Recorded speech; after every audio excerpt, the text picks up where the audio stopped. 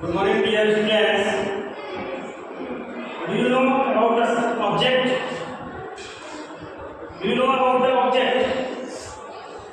क्या आप ऑब्जेक्ट के बारे में जानते हैं? नहीं जानते। कल हमने आपको किसके बारे में जानकारी दी थी? सब्जेक्ट के बारे में। आज हम आपको ऑब्जेक्ट के बारे में बता रहे हैं।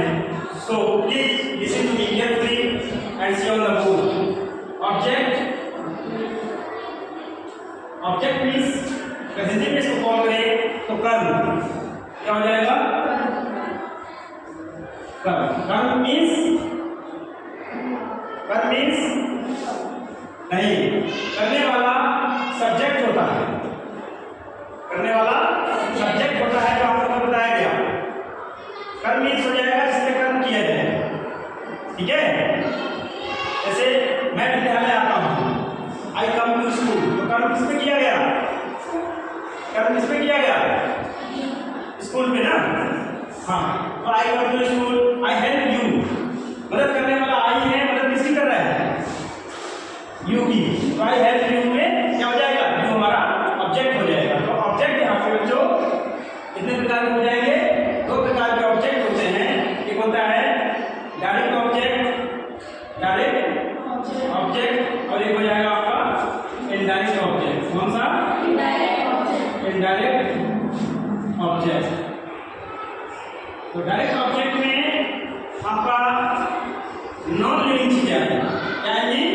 Non living. ध्यान रखिएगा, नॉन लिविंग में यानी कि निर्जीव चीजों के लिए डायरेक्ट ऑब्जेक्ट बोला जाएगा।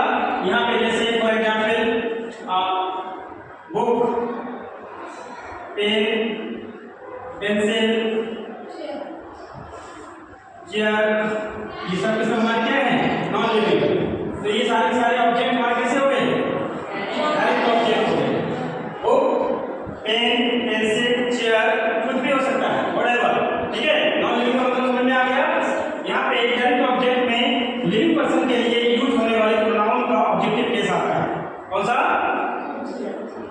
हाँ, जो प्रोनाउंस होते हैं हमारे लिविंग पर्सन के लिए, जो पर्सनल प्रोनाउंस होते हैं, उनके ऑब्जेक्टिव केस आते हैं, ना कि यहाँ पे सब्जेक्टिव केस। तो यहाँ ऑब्जेक्टिव केस क्या है? आई का ऑब्जेक्टिव केस मी हो जाएगा, यू का ऑब्जेक्टिव भी यू ही होता है, दे का देम, सी का हर, डी का हिम, डी का अस, ये हमारे सबके सब क्या है?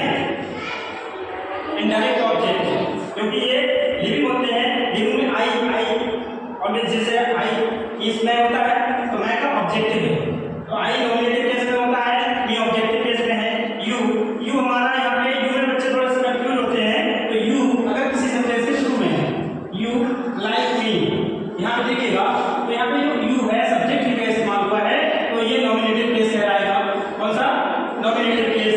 बट यहाँ पे मैं लिख दूँ आई लाइक यू। अब देखिए यहाँ पे यू का प्लेस चेंज हुआ है। यहाँ पे सब्जेक्ट नॉमिनेटिव केस में आई है, बट यहाँ पे ऑब्जेक्ट जो है वर्ब के बाद यूज हुआ है, तो ये हमारा ऑब्जेक्टिव केस कहलाएगा। समझ में आया? यू में तो यू हमारा नॉमिनेटिव केस भी हो सकता है, यू हमारा ऑब्जेक्टिव केस भी हो सकता है। दोनों में क्या है? सब्जेक्ट का इस्तेमाल होगा तो नॉमिनेटिव केस यानी कि कर्ता कारक कहलाएगा। अगर वर्ब के बाद यूज होगा यू तो हमारा ऑब्जेक्टिव केस कहलाएगा। ठीक है, ए का ऑब्जेक्टिव केस देम हो जाएगा, सी का ऑब्जेक्टिव केस हर हो जाएगा, ई का हिम और बी का अस। So please listen to me carefully and always try to work hard so that you can do for better for the society. And I think you are a good student, so please help the poor students and help the friends.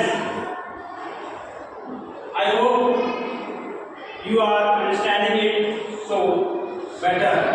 So don't be disappointed seeing the problems in your way and learn it. Note कर लीजिए।